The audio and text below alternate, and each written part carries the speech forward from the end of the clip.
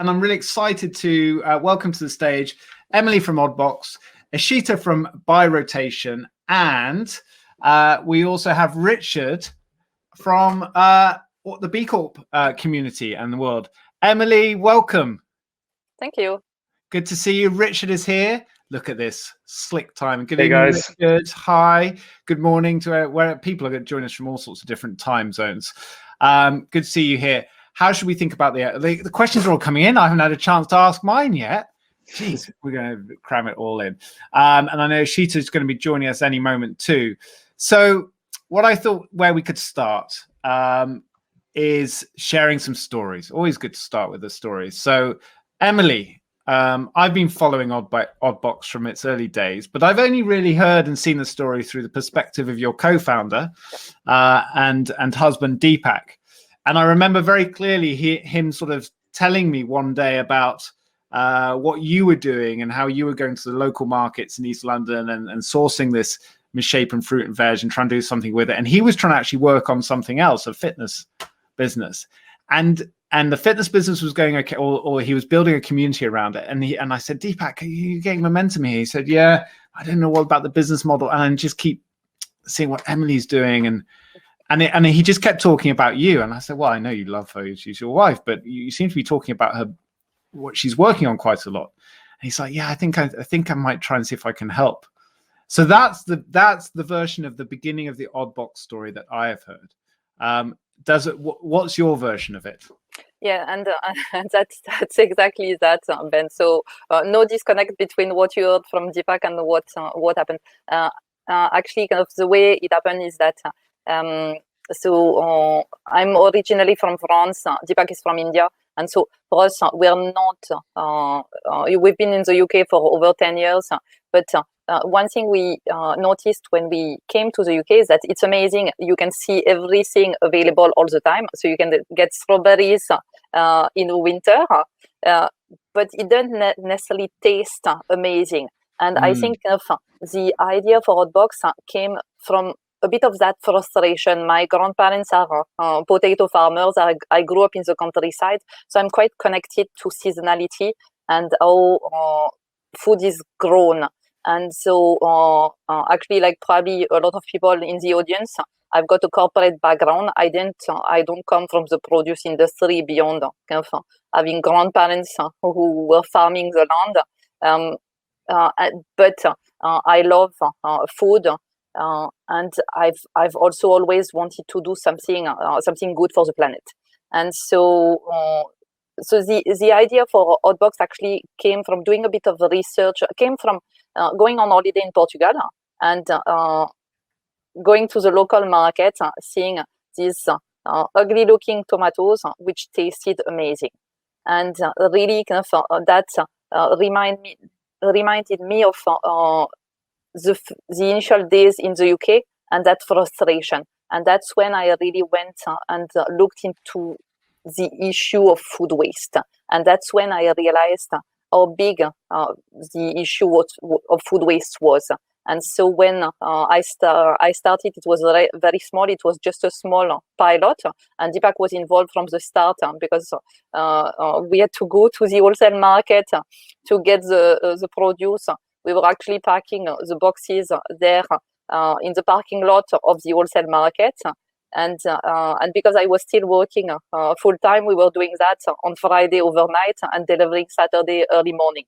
And Deepak had quit his job. He had joined the Escape the City program to build his own startup.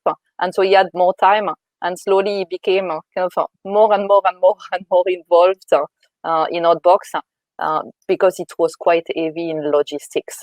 You recruited your husband to help you get it going. It was a great move on your part, Emilie. Yeah. So I wanted to just dive in a little bit more to the story at the beginning there, because you said you saw these ugly tomatoes in the market in Portugal. What's your motivation then to was it the curiosity then to say, oh, I'm curious about the problem of food waste. Why are these delicious but misshapen tomatoes being sold? Hey, Ishita, welcome. You made it. Hey. Good to have you here. Yes. Why are these being sold here but not elsewhere? Were you thinking, hang on, there's a business opportunity here? Or were you thinking, there's a problem to solve here in terms of waste, food waste, or were they kind of linked together? Like, what triggered you to do? Because I think a lot of people observe these problems, but then don't necessarily act on them. What drove you to act? So I think I saw the problem, and then at the same time there was a French supermarket who did a campaign on ugly fruit and veg, and then when I did a bit more research, I saw two startups in the US who started something very similar to Oddbox. So actually Oddbox was inspired by these two startups. So it was very much kind of, I didn't innovate in terms of the solution. I just replicated something that I saw in the US, which seemed like a good solution to that problem. And I know so much has happened in those, 5 years? 5 years. But you were sourcing the veg from the local market in East London, and you were selling it directly to what, restaurants?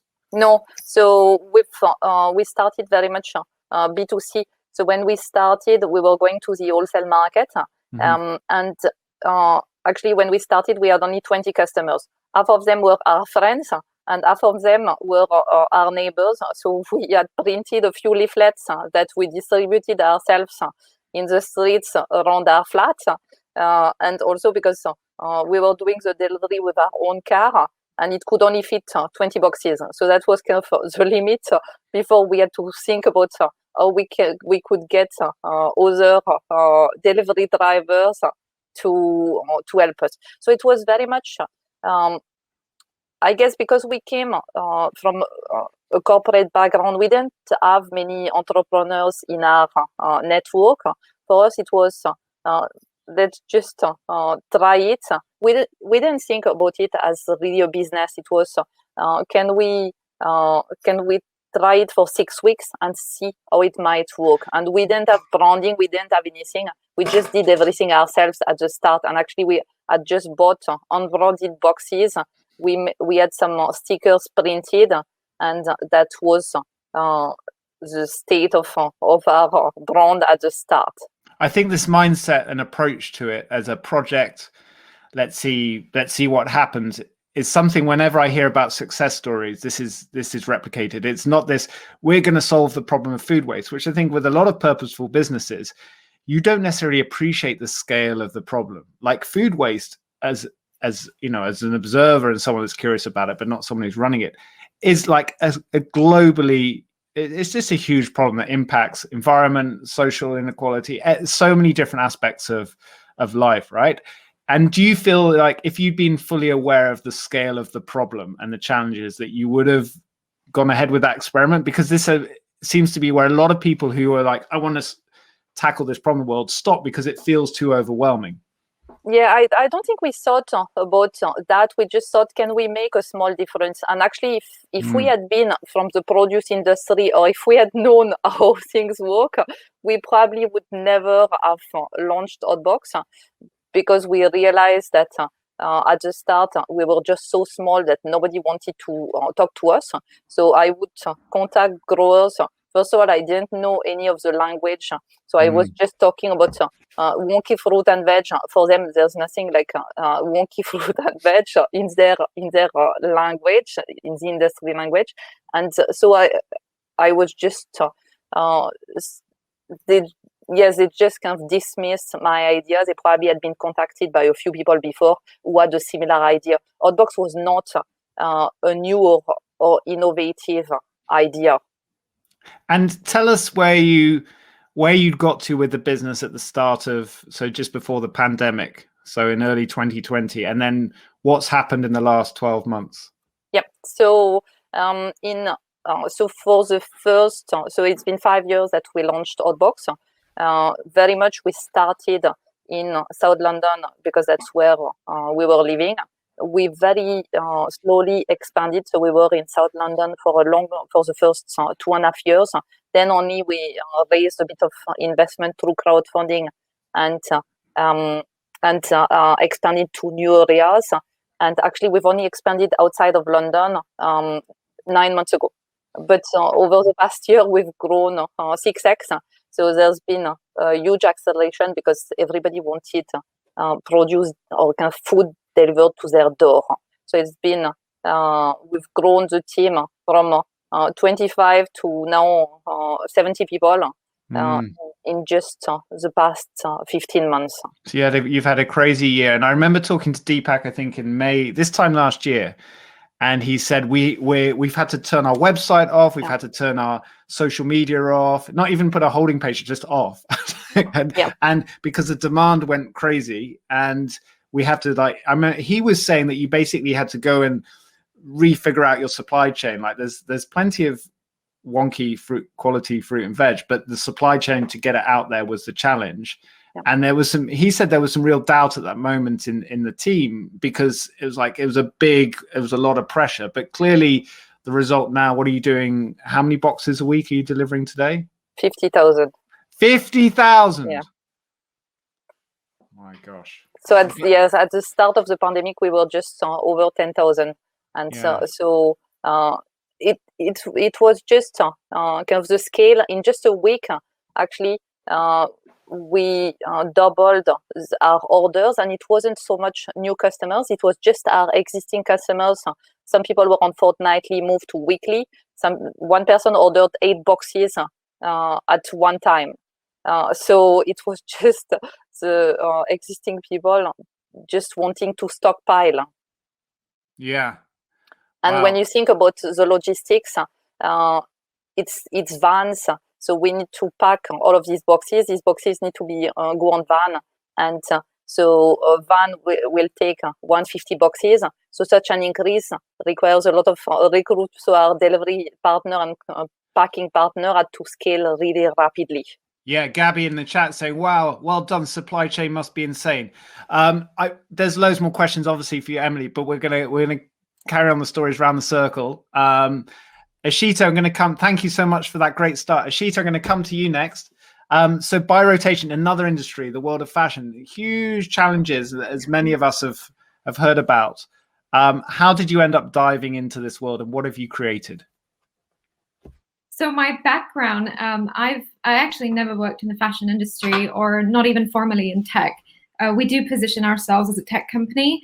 So we're a peer-to-peer marketplace where users can borrow and also rent items from each other's wardrobes, thereby saving the planet one rented outfit at a time, and looking great at the same time, developing friendships and relationships with people on the app, and obviously also, saving money instead of buying a completely new outfit.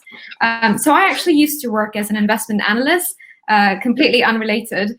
And the reason why I came up with this idea was because, like every other, well, I think maybe it happens to women quite often, but I was planning my honeymoon, and I was thinking about all the outfits that I wanted to wear on this holiday, and I started thinking about fashion rental and how the UK and Europe as a whole even didn't really have any fashion rental solutions out there that seemed very viable, very accessible, quite modern, besides maybe the high street store that some places do have in the country.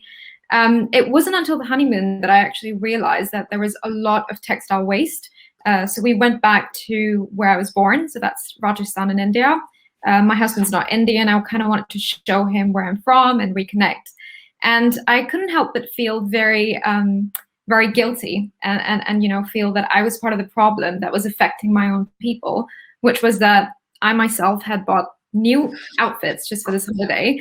And I wasn't really sure that I was going to wear them more than 15 times. Apparently, the minimum number of times that you have to wear an outfit until you have actually, gotten the most use of it is 30 times. And that's when I thought this fashion rental idea, this concept that I was thinking about, what if we took it a step further and made it part of the sharing economy? So kind of, the analogy to Airbnb keeps coming around for lots of different industries. But yeah, really getting people. So, all these people that are on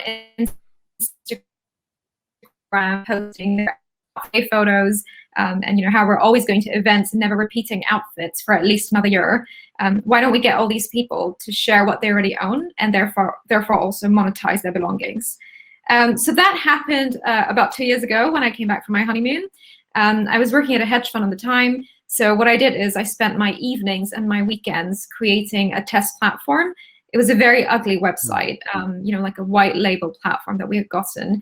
Created it over the weekend and started going to a lot of events in the sustainable fashion scene to kind of understand, how much bigger this problem is beyond just, wanting to wear different clothes and have access to designer fashion and, kind of monetize your own belongings. 8% of the carbon emissions that we have in the entire planet that comes from the fashion and footwear industries. It's something that we don't really realize as average consumers, but what we're wearing is actually part of the problem. So as you were, Ben, you were talking to Emilie about, it's not like, I thought that I was going to come up with this entire way of disrupting the fashion industry and consumption and, wanting to change the planet for the better good. I actually kind of realized it over time that this could be a way to actually, really get people to, change how they're behaving with fashion and how they're consuming fashion. It's such a wonderful story in terms of, well, first of all, I love the fact you took your husband on your honeymoon on an R&D mission for your business. That's just genius. As well as reconnecting with your cultural heritage and everything else. But yeah, both you and Emilie have made it sound, and I know because we're doing quick storytelling here, but you've made both these businesses so far sound fairly straightforward. And I know they're anything but that. You've given us an insight into how you began. How have you gone from like that pilot stage to building the tech, the community, the team to make this, to get it to where it is today? So I actually didn't leave my full-time job for about 6 months, which sometimes I look back at it and I thought, no, I could have stayed a bit longer. I could have earned more money and saved more money and then put it towards the business. But yeah, I didn't actually leave until we started seeing a lot of traction across the country. So not just within London or within, my circle of friends. And we were getting a lot of press mentions nationally. And it was, I was beginning to realize that there was a huge momentum for this concept of conscious consumerism, sustainable fashion. It was kind of really having its moment. And I think it's actually, the interest for sustainable fashion has only accelerated even post-pandemic. So I didn't leave my job until after 6 months. And the day that I actually had my last day at work was when our final platform, which is the app that you see today, free to download, by the way, if anyone wants to try it out. It wasn't until, we had launched the app. So I actually left on that final day. And I would say that one of the things that was really important to me before leaving was seeing traction and kind of, comparing it to the opportunity cost of staying in my existing career and kind of realizing that this could be actually the next big thing that has a social purpose to it. And, all along I wanted to, have a business of my own. I was just looking for something that really resonated with my values and also my interests. And that turns out it's in fashion consumption and changing it. Well, we're glad you're doing it because there needs to be thousands of organizations like you if we're going to turn the problem around in both the industries that you're working in. Thank you for that introduction to By Rotation, Ashita. We'll come back. We've got lots more questions for you. But Richard, we'll come to you now. Now, you were around in the sort of early days of what we now call purposeful or impact business. I mean, it's gone through so many iterations. This is social enterprise, I guess, was the original, idea. It has its own legal structure around it. But you've seen it through. And I'd love to hear a little bit about how you became involved and what was the first business that you were part of. Yeah, of course. I didn't realize I was here as an elder, but I'll take that as a good thing. So I was involved in 2015 with launching the B Corp movement in the UK, which was a fantastic project to be a part of. And at the time, we set ourselves a target to find 50 B Corps for the launch. We thought that was a respectable number to launch with. And like you said, this wasn't really a new concept, and we were slightly concerned that we were bringing like an American kind of brand to the UK, where the UK corporations. Yeah, exactly, Yeah. and one of those, and the UK had led on a lot of this movement already. So the social enterprise movement, like you mentioned, one of the strongest communities of that in the world. And big businesses kind of spoke about sustainability a lot, I think. And we, had some of the leading organizations working on that. And I was working for a consultancy called Volans, which was founded by guy called John Elkington, who coined the triple bottom line concept. So we were kind of already deep in that game. And for us, becoming a B Corp was partly just to walk the walk, because we were telling everyone else they should be acting like this. And so we went around to find those 50 B Corps, and they were companies who were already B Corps in what they did. They just didn't have the certification. And so we found these companies. There were companies like Ella's Kitchen, Lily's Kitchen. So quite a lot of consumer good companies who were already really doing some impressive stuff, as well as a lot of like services companies, people who were like really people reliant. We were taking this really seriously, and we just about found the 50. I think we had like 52. And then it's kind of crazy to fast forward to today, where I literally cannot keep up with who's a B Corp and who's not. I think there's 500 or so in the UK, and it seems every month there's like a big new announcement, be it like a Brewdog or a Guardian newspaper. It's just sort of relentless now. And it's not for those that and we're not going to talk about the B Corps the whole evening, but it is a great movement, as you've just explained, that kind of represents what we're talking about tonight. So and it's not easy as well. And the question of timing, I don't know if Emilie and Ashita have a perspective of this, is when you apply to become a B Corp and the effort that goes into it. This isn't an easy thing to gain. It's not just about having the right legal structure and the people or your kind of in-house values in terms of how you take care of your team, and then your environmental footprint. It's like it's a full exam paper of standards. So for those of people who are listening tonight, go, oh, should I apply to become a B Corp? When's the right time to do it, and what value will it bring to your business? Yeah, so for us, actually, we became a B Corp in July. So it was only after over 4 years of running Oddbox. And we had one person who was kind of partially working on that. So it requires quite a lot of work. That's a big investment for a small business. Yeah, it's like 200 questions, over 200 questions, plus providing. So we had to set up quite a lot of policies. So because there were a lot of things that we didn't have in place. So it's probably is not more difficult if you do it early on, because you've got less processes set, so less things to change. But it still takes quite a lot of your time to go through the process. And why have you applied to it? Because if you're proving to the world that you're already running through your transparency of communications, your metrics, your storytelling, if you're proving to your customers that you are running an ethical and responsible business that's solving the problem that you're setting out to solve, why do you need to have a B Corp status? I think there's still a lot of greenwashing. So it's just kind of B Corp is just an external certification. So we didn't really have to make changes to the way we were operating. It was just a validation. And the B Corp is not only just a one-off score, so you need to go through the process every 3 years to requalify. And also the expectation is that you improve your score over time. So it's not staying static. Plus, also you have to produce an impact report on an annual basis. So there's some expectation. And also you're part of a community of people, of businesses who have similar values. So there's that kind of benefit as well. Yeah, big accountability, great community. Ashita, what's your relationship with B Corp? We actually started looking into it last year, but as Emilie said, we realized that it does require a lot of processes, which we don't have at the moment, but perhaps that could be an advantage to us because we are starting from scratch. But yeah, it's definitely something that we are looking at already, and it's part of our agenda. Now, there's so many questions coming in. I want to dive straight into them coming from people, and they're being upvoted in the Q&A.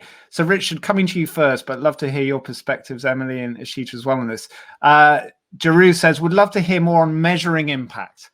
With lots of brands claiming eco and social credentials, any examples of companies doing well at measuring and sharing the impact of their initiatives?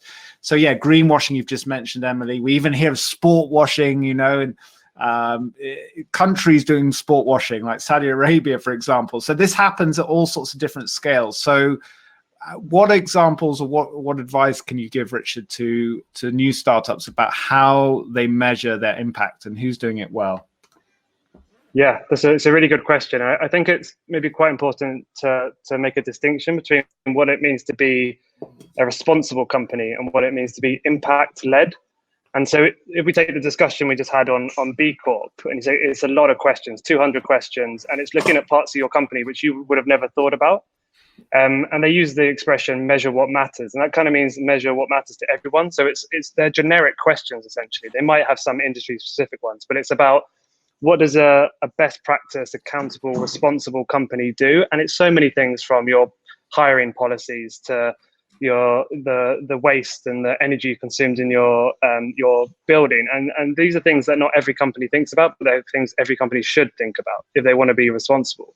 Now that's slightly different to being impact-led. So in Oddbox's case, I'm sure you have metrics which are focused on how much food waste are you rescuing, and for Ashita with by rotation, I'm sure it's how often is a garment being used. And these are things that matter only to your company, and these are to do with the impact that you intentionally want to create and your purpose, your mission. And these are the metrics that you'll probably have to create, or you might have, again, another industry metric or certification you can get. But I think those two things are quite separate. And so great companies do both, right? They do the B Corp, the accountable, responsible stuff, but they also have their own metrics, which are unique to them.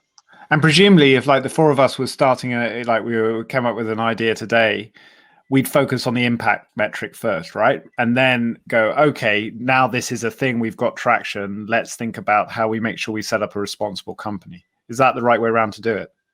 I think you do in some ways kind of both at the same time. So there's kind of so in terms of the impact, obviously for us it's about food waste, but we've also always thought about how can we be sustainable in the way we do it. So from the start, so I'll give a couple of examples. From the start, we've partnered with charities, and we call them partner. We don't. It's not donations, and for us actually.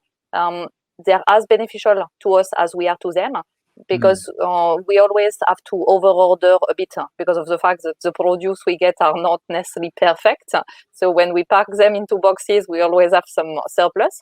And either we could pay the waste collector to take this produce, which then will end up in landfill, or else we work with charity partners who come and collect the produce and will redistribute to soup kitchens and food banks. So actually that's an example of how we operate in a way which is sustainable. Is it part of our impact? Not really, because it's about food poverty more than food waste. And again, in terms of packaging, we've always been collecting back the boxes, and again we're either so at the start we were reusing them, now we recycle them, but again we get paid for recycling these boxes. So there's both kind of and in some ways there's also both a financial benefit and a sustainability benefit, and that's where kind of it's always more powerful when impact and sustainability is part of your model instead of just being something that you bolt on as and by the way we donate some of our profit to charities. Yeah, which when you've created businesses like you all have, that almost seems irrational, right? That mindset.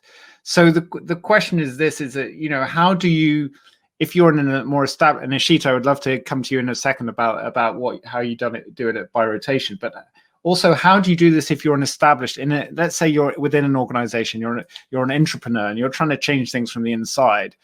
Like, how do you go about doing that? Because it feels so huge to turn that ship around when it's like been going in a certain direction. Have you seen examples of that, Richard? Yeah, in terms of metric setting, I think it's more difficult on both fronts. So you try and do the B Corp assessment, it's going to be more difficult, like the guys mentioned, because you've just got so many processes, and if they're slightly out of line, who knows, it could take years to get them back in line with the what's required for the certification. But in terms of setting metrics, I think this is when big companies try to act like startups. They do it well if they set really ambitious targets, and if they set things which kind of imply that what's happening today isn't right. I think that's a good judge of how serious they are. Like if their current business model doesn't sit comfortably with their metrics or their mission statement or the way they're defining it, I think that's interesting, because they're kind of admitting that something needs to change. And so looking for that's always interesting. If it kind of is a bit vague, so that it kind of like their current business model kind of comfortably sits inside their statement, like some broad statement about trying to some betterment of the world, then you start to think, well, actually this is too comfortable, and they haven't got that same focus and drive that startups have when they set these really quite focused, targeted metrics. The greenwash siren starts to go off in your head. Exactly. And you see it with all these net zero targets, right? It almost feels like, oh, it's I saw the image of like there's a brown paper bottle, or like, you know, a hand sanitizer bottle made out of paper or cardboard, and then it's like net zero target 50% reduction by 2030, and then of course you take the brown paper off and it's a plastic bottle inside. It's like the question is always how do you do it? And this is the competitive advantage of starting from scratch, is you can design, it's a blank sheet of paper, you can design it, but you've got to design it right. So how do you do it, Ishita, by rotation? How do you measure your impact and your responsibility? Yeah, I mean, you know, we are about 18 months old officially. And I guess one of the most well-known fashion rental company in the world is probably Rent the Runway. But we've actually thrown that rule book completely out of the window, because they are the world's largest dry cleaning facility. And that's exactly what we don't want to be. You know, we don't want fashion rental to be all about how cost effective it is just to rent clothes and therefore not buy anything. It's actually more about sharing what you already own. So really getting people, so our community, to engage with the platform. You know, it is a marketplace model at the end of the day. So we have done, I would say, nudging techniques that we've created in-house ourselves for the time being. You know, we don't have any sign-offs from B Corp, or, you know, we've only recently joined the Ellen MacArthur's Emerging Spaces Network, which we hope to get signed off from them. But we built this thing called the impact scale feature on our app, which essentially shows you at the checkout, when you're sending a rental request to someone, how much textile waste, water waste, and carbon dioxide emissions you're saving by not buying an item of that same product or category. So it's kind of you know, research that we've done in-house for the time being, but we are looking at formalizing them with, you know, people such as Ellen MacArthur. But I think these are great ways to sort of, you know, get people to start thinking about how fashion rental is less about the money, but actually leaving a positive impact on the environment.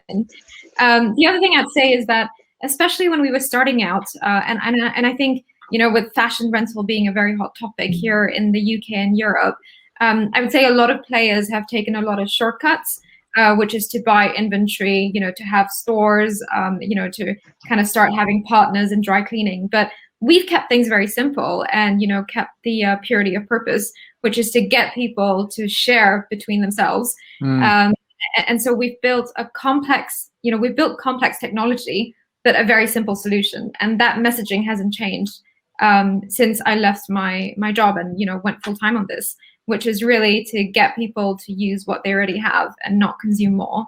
So I think there's always that trap in, you know, in wanting to sort of change things so you can have a bigger share of the market.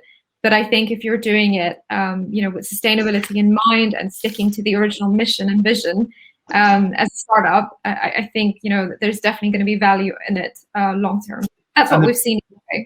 That's great to hear, Ishita. And the beauty of it, of course, is that once you've got a very clear why and mission, and here's why we're doing it, and here's the problem we're trying to solve, decision making, in my experience, has been a lot easier, because you're kind of like, should we go down this path or this path? It's like, well, actually, that one is a yellow light, whereas this one's a really clear green light. So, by the way, you've just reminded me, Ishita, of a friend of mine who started a really interesting tech sustainable fashion startup called Bendy. I've just put it in the chat there. And Mandeep is building something which is essentially you drop the widget into existing fashion brand sites, and it will tell you the carbon footprint. So it's quite a clever bit of tech, and it will tell you how like the sustainable and social and environmental impact of that garment, and then recommend it. But maybe there's a collaboration there between renting and measuring the impact.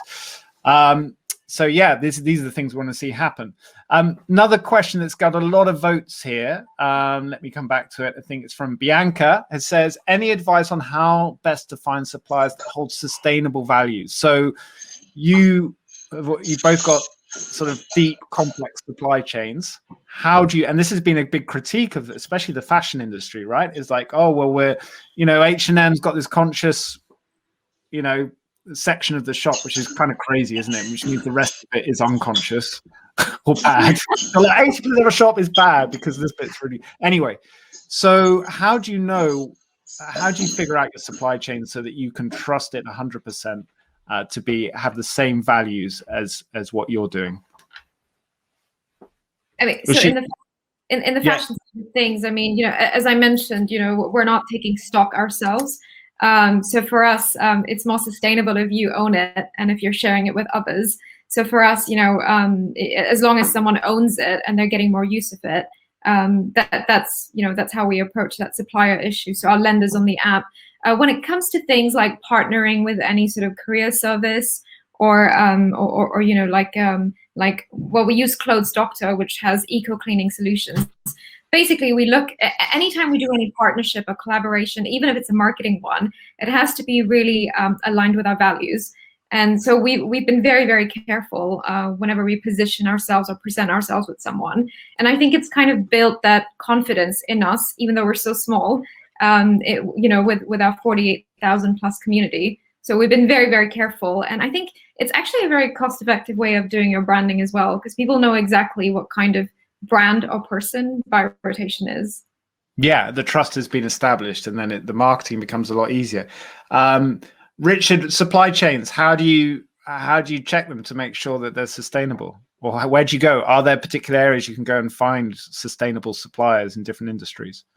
Yeah, well, I think there'll always be industry specific, certifications and bodies that check these things, and that's where certifications really are so important, because nobody has the time to really investigate every single supplier and your suppliers. You wouldn't be able to do anything. You'd be completely paralyzed unless you have people who are dedicated to doing that in your organization. So things like that,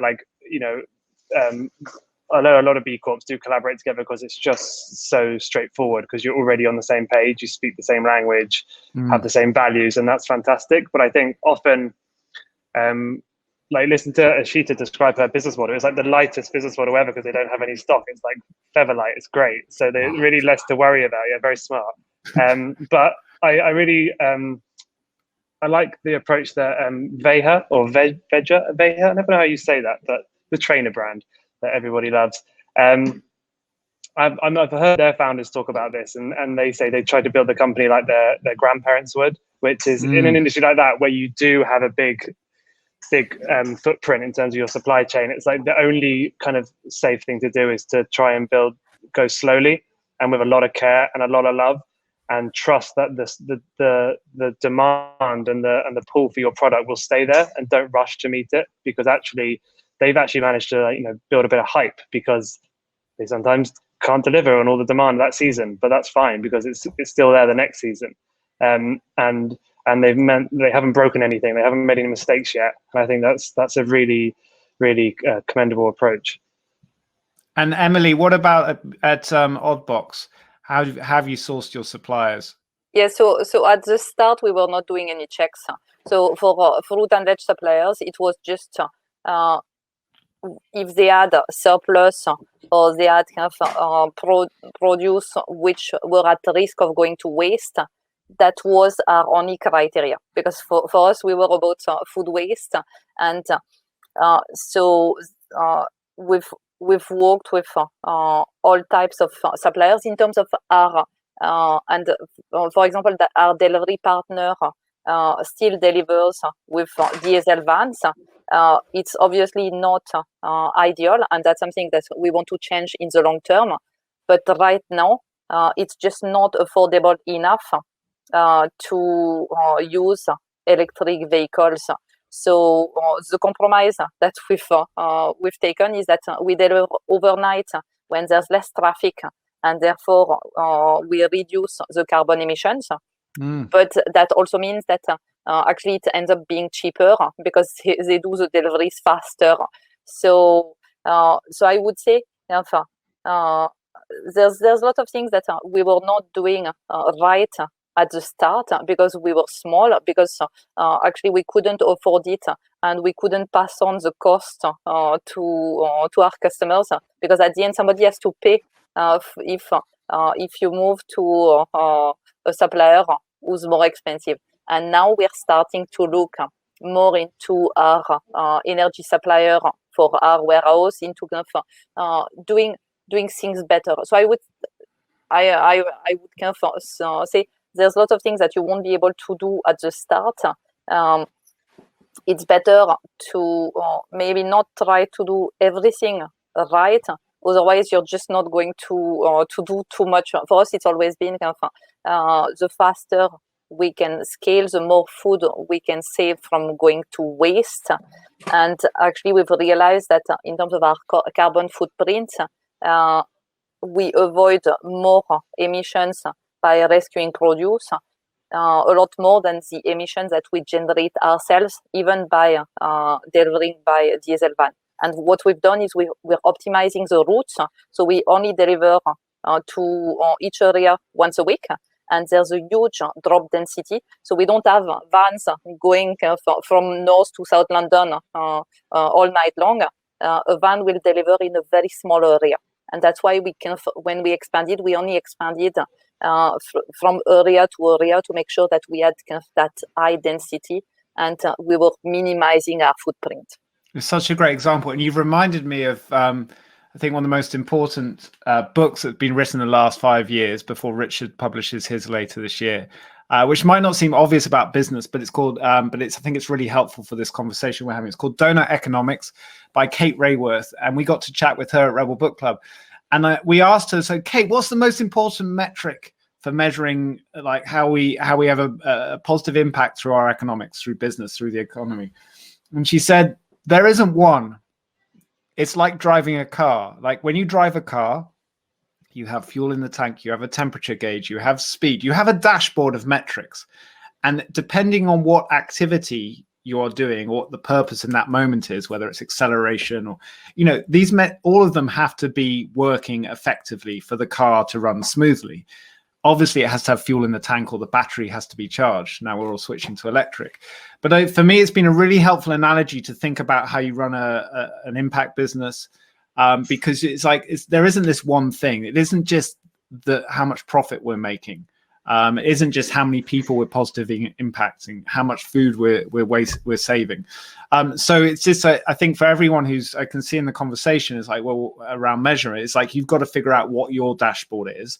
And drop the vanity metrics that feel good but aren't really changing anything, and zoom in on the ones that really make a difference. And I wanted to ask the three of you, we've just got a few more minutes left, a slight, I think, an uncomfortable question, or I find it an uncomfortable question, which is around activism. So what Ashita you're doing with Birotation and Emilie you're doing with Oddbox is really inspiring, especially as the momentum you're building. But it's still like we're on the periphery, right? This is the problem of food waste and fashion is so huge. And really the things that are going to change it could be argued, are the regulation and the policy that only comes through government, right? Or big corporations changing behavior. So how much of our job here is to be activists versus build a larger customer base? So I think for me, actually building a large customer base will drive that change. So we've kind of and one of our key pillar and key KPI that we've set for the next 5 years is how much our community and beyond our community people know of the link between food waste and climate change, because a lot of people don't really think about food waste impacting climate change. So it's very much how do we educate and empower our community to be the one kind of driving the change. And I think at the start also we didn't really feel that we had credibility. We didn't know much ourselves, so it's been very much a journey of educating ourselves and sharing what we learned along that journey with our community. So that's where we feel that we're in a better position to be a bit more activist right now, and potentially try to be in conversation with governments, with retailers, with other actors. But that's come with kind of having a bit more of that scale and a bit understanding a bit more about the problem. Great answer. Ishita, what about for you? Where does activism come into it? Yeah, I mean, I think that our community of rotators, as we call them, I feel like they're all budding activists themselves. But, you know, again, they're all just very average people who have day jobs, students, you know, housewives, you know, like, sorry, you know, like people, you know, we have retired people, we have all kinds of people who are on the platform, and everyone's getting much more sort of aware of how fashion is a problematic industry. It's something that I didn't actually realize maybe 2.5 years ago before I founded By Rotation either.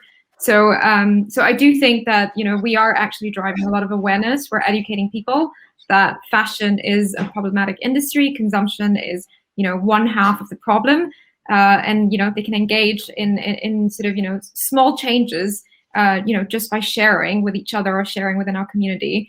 I guess the other thing I'd also say is that, you know, as my role as a founder and CEO of By Rotation, you know, I've taken a very active role in By Rotation being, you know, one of the, I guess one of the startups, one of the organizations that does actually partake in a lot of these industry movements. So whether it's, you know, being part of the Buy Better Advisory Council, which is getting a lot of parliamentarians to start talking about consuming less fashion, or being involved in the sharing economy within the UK, which is like a trade body for other organizations that care about consuming less. I think, you know, I guess I still kind of have that time at the moment as an early stage founder to be more involved with the industry and you know, kind of try and, you know, change the very antiquated industry that we're in. And the last thing I'd say probably is our customer base is it's very Gen Z and millennial heavy. And we do already see them actually being very actively involved as activists. Awesome. Richard, are you an activist? I think it's terrifying being an activist. And I was just reflecting on why activism still, when that word is mentioned, it's like, oh, no, we're out of our comfort zone as business people. But I think when you put your head above the parapet as a company, you know that the issues you're talking about are never simple and straightforward, and you need to be super clued up on it. Otherwise, someone's going to try and pull you down. And I think we associate activism with the kind of purpose washing sometimes, because you see like Pepsi trying to have Kendall Jenner open a Pepsi in a riot, and everyone is now being calmed down. Like those things are cringe, and we criticize those companies for it. But then companies like Patagonia are basically nothing, and they're an activism company that sells a few jackets. It's like they've gone so far that way that it's amazing. And one of the companies I work with is called Dame. They're a sustainable period products company, and we've had these discussions about how do we step up in a major way in that space, and we know that it's full of taboos and nuances, and it's very difficult. And what Ishita said about customers leading the way is actually so true for Dame. So they've actually just run a campaign, which you may have seen on a London bus if you were outside your house or flat for more than 10 minutes in the last few months. But they've been going around London with a picture of one of their customers with a tampon string hanging down from their pants. And that was a photo that a customer posted on Instagram. And they were like, okay, you said it better than we can ever say it. Like, we're not going to try and like do a photo shoot. It was like, we're just going to take that photo with your permission. And that's the campaign there. And so I think often if you're not sure what's the right thing to do, just sort of look to your customers and take their guidance. And it reminds me of this book. I want to hear about your book shortly, Richard. But this book I'm reading this week called The Green Grocer, which is written by the CEO of Iceland Supermarket here in the UK. So £4 billion supermarket, 30,000 staff, outside of the kind of middle class bubble. and it's really changed a lot of, this is about corporate activism. And so he talks about how they took palm oil out of all their own branded products, and that was a big process. But it was through a partnership with Greenpeace, and then they tried to get this ad on TV about the story of an orangutan losing its habitat, a Christmas ad, telling the story of an orangutan losing its habitat in Indonesia because of all the palm oil. And the outcome was that they weren't allowed to get it on TV because it was political. And so he just posted it like, here's our banned Christmas ad. It was viewed 80 million times. And so sometimes your activism is just looking at like, what are your customers doing? What are your partners doing? What is resonating, and sharing that. So great. This is a brilliant book on kind of impact at scale. But Richard, you have written a book. Well, you're in the process of writing a book that could help us all tonight. What is it, and when does it come out? Yeah, so just finished writing it about last week, actually. So feeling very relieved this week. And it's called Mission Lit, and it was commissioned by a new flexible workspace called X and Y, who have this vision to build a community of companies who are all mission driven. And the kind of brief was, I think we know instinctively when you see a company that's kind of got some sort of magic formula where they seem to have the, like you said, Ben, about the green lights versus yellow lights. They seem to be nothing but green lights. They know exactly what they want to do. People are behind them, and they're full of momentum. And it was basically, what is that, and how do we capture that, and how do we help other people understand and use that formula for their own success? And so we just spoke to a bunch of companies that we thought kind of seemed to have this magic formula. And the term Mission Lit came from an interview actually with All Plants, the plant-based food delivery company. And their founder, JP, said, our people aren't just mission driven, they're mission lit up. And I really like that. And so it was like, that's where the title comes from, Mission Lit. And it's this idea that you are just lit up by your mission, and it impacts, of course, your purpose and the way you set your targets and metrics, but then it changes the way you run your business. You start to run it in a way that people who were deep in the industry couldn't have thought about, because they can't see beyond preconceived ways of doing things, and your people are more motivated and have more freedom to be innovative. And then your products, as a result of your mission, begin to be ahead of the market and really resonate with customers, and create a lot of impact. And it was basically it's a short guidebook for entrepreneurs on what are the lessons from these entrepreneurs and how you sort of go through those three parts of your business: your operating model, your products, and your why, and how do you sort of start to make them mission lit. It's so exciting, and I love that idea of it not just lighting you up, but this idea of feeling alive when you're doing it. And as Emilie and Ishita were just talking about, this rubs off on your customers and they become activists. And so, I just love supporting brands and businesses that are doing this, because it makes me feel good. I'm got the Allbirds on under the desk, and wearing my granddad's 80-year-old jacket here, Ishita. So keep it going. And of course, love the wonky fruit and veg. However shape it comes, it tastes delicious. But this is what we do. It's the most fun you can have. And I remember Ed Gillespie from Futera saying the best way to change the world is to throw a better party. And like you've all been involved with throwing, whether it's encouraging Richard, hundreds of people to become B Corps, now with your book, Emilie and Deepak with your amazing wonky fruit and veg revolution that you've accelerated in the last year, and Ishita with like making renting easy and fun and sexy, and just like it's about having a better time, right? And so yeah, if you want to join the party, start a mission-led impact business. Don't overcomplicate it, and there's plenty of problems out there to solve. Big thank you to Richard, Emilie, and Ishita. It's been wonderful talking to you, and we're all behind you and supporting you as customers and much more. So thank you so much. Thank you. Thanks, Ben. Thank you. Great to see you.